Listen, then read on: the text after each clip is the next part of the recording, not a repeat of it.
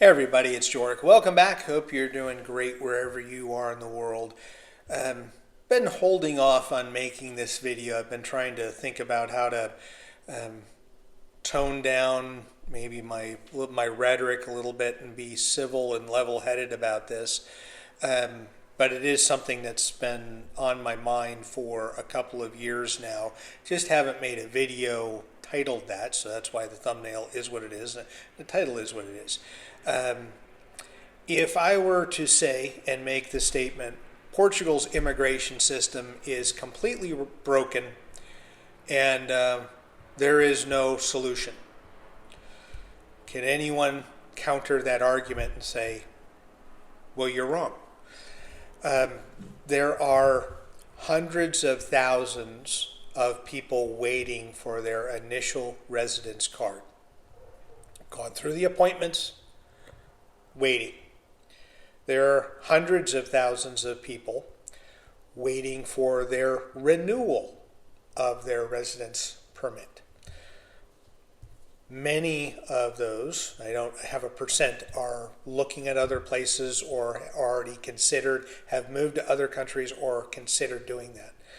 There are tens of thousands of people that are watching YouTube videos and reading blogs and articles that how great Portugal is as a retirement destination, as a place to live, that are going to be filing for D7, D8 visas to be able to move there, compounding the issues and the delays and the problems that are in that system. So speaking specifically about the immigration piece in Portugal.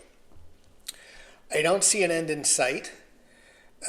There seems to be every 5 to 10 years a trendy country that shows up on travel and leisure magazines about the next hot spot for retirement. And Portugal's been in, I'll say, the top 5 probably, at least the top 10, if not the top 5 in the last decade.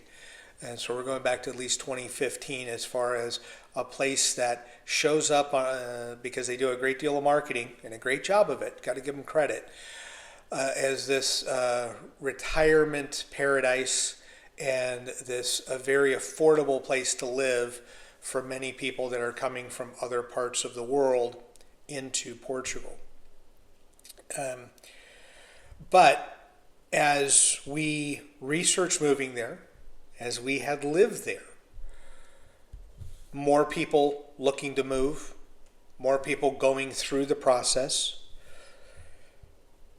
didn't add more representatives on the front end of CEF at the time, now AIMA, didn't add more representatives when employees were bailing and wanting transfers to other agencies as it transitioned to AIMA. And now, knowing someone at AIMA, that there are hundreds of people that want out and want to transfer into other areas. As Portugal's become this big, hot place to move to, the country on the back end has not done anything to resolve any issue regarding immigration. Period. And the reason I'm stating that is I don't foresee any situation of which they're going to change anything, add more people, whatnot, to what's going on with the immigration. If you're trying to get your initial residence permit, there are longer delays in your home country, but I'm speaking when you actually get your appointment in Portugal. From the time you have that appointment to get your card, it's taking longer and longer. It used to be within 6 weeks. We got our cards within 6 weeks, and that's several years ago. Now, getting it in 6 months to a year is a gift if you're able to do that. As I've mentioned on many videos, people have been waiting multiple years just to get their initial residence permit. And then you have people that are in a renewal period, which they haven't been able to get their residence permit renewed. So the system can't handle what's going through it right now as far as the number of applications, the amount of paperwork is too much for the system. Portugal's not going to change the system. So the only way that this is going to get corrected, in my opinion, is if people stop moving to Portugal and move someplace else so that they have an opportunity to catch up from the backlog, which is going to take years. It's already been years behind in what they're doing. It's going to take years, if not maybe a decade or more. And people need to rethink their retirement on where they may want to move to. And I've said this in several videos, and I want to make sure that I'm speaking clearly here. If you are younger and you're working and you're going to be there for a year or two, maybe you're a nomad, maybe you get a work contract, so you're on a work visa, you may stay, you may not. You're young, you're flexible, you can deal with some of the bureaucratic baloney. But I do want to address so many people, based upon my demographics that I see from YouTube, are older. And older, I meaning they're retired. They're on a pension, collecting Social Security, and they want to move because they want to do a D7. How much stress, how much baloney, how much patience do you have?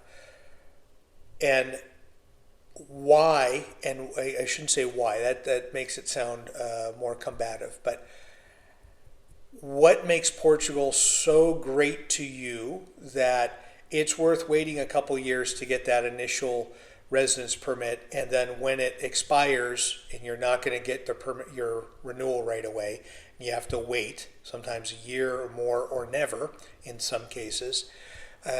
Is that worth stressing about? Is the juice worth the squeeze to move to Portugal and deal with this issue? It's something that we all have to deal with, whether you've lived there, whether you've moved away, whether you're considering moving there. All of us have to deal with the immigration process to a greater or lesser degree. And you do have to ask yourself, how much stress do you want to put yourself through when you are retired and you should just be, in my opinion, enjoying life, going for trips, maybe having an occasional drink with friends, traveling throughout the country or countries, and not stressing about residence permit. Can't travel outside of Portugal until you got it. And then renewal, it's kind of a dodgy thing if you're going to travel on an expired one. That's something that I would be very leery about. And I've tried my best over 5 years of making videos of being fair-minded and not telling someone they should or shouldn't do something. The goal is here's the information I know. People can comment and agree or disagree or correct me on the facts. I get stuff wrong, so I love it when people correct me. But in this case, you have to ask yourself, and please, with your family members, those your family, your friends, people that you know that are maybe looking to move, yourself that are looking to move, you do have to ask a basic question.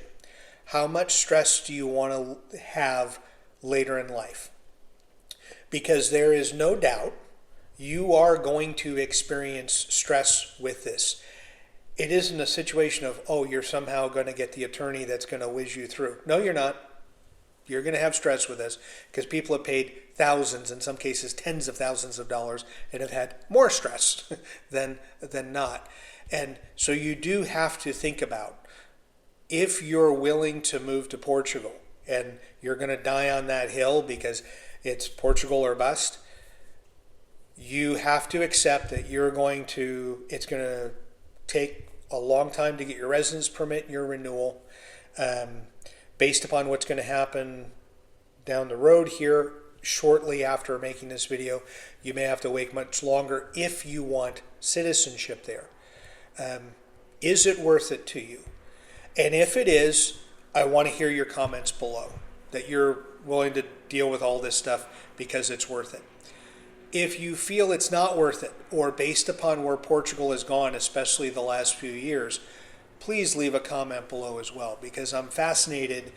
The people that are going to move to Portugal or are in the process of doing it now are under a different set of circumstances than when we did it 6 years ago, and different levels of stress and issues and obstacles. The obstacles when we moved, minimal. Obstacles now, there's layers of them. The bureaucracy has just gotten exponentially worse.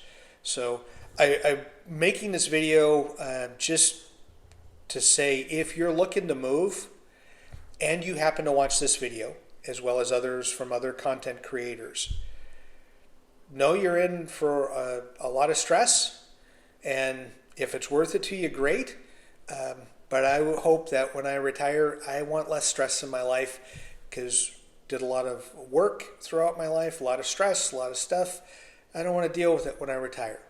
So I want people, hopefully, that will see this video to think about it and keep asking themselves, is this worth it to them? Is it worth it to you? Anyway, that's it. That's my little rant for the day. As always, thank you so much for watching. Please comment. I'd love to hear your comments, good, bad, or otherwise. And enjoy your travels.